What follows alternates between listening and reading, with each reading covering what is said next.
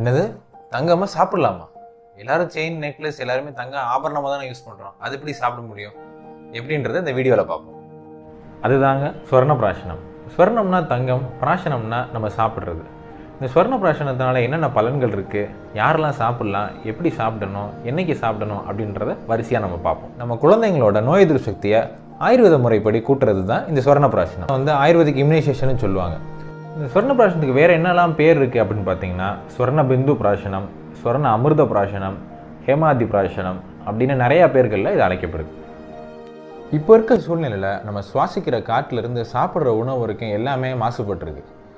இதெல்லாம் சேர்ந்து நம்ம குழந்தைங்களோட நோய் எதிர்ப்பு சக்தியை ரொம்பவே கம்மியாக்கி அவங்க உடம்பை ரொம்ப பலகீனமாகுது. இந்த நோய் எதிர்ப்பு சக்தி குறையிறனால நம்ம குழந்தைங்களுக்கு அடிக்கடி சளி, காய்ச்சல், இருமல், நுரையீரல் சம்மந்தப்பட்ட பிரச்சனைகள், அலர்ஜிக் பிராங்கைட்டிஸ் இந்த மாதிரி பிரச்சனைகளுக்கெல்லாம் அவங்க ஆளாகிறாங்க. இந்த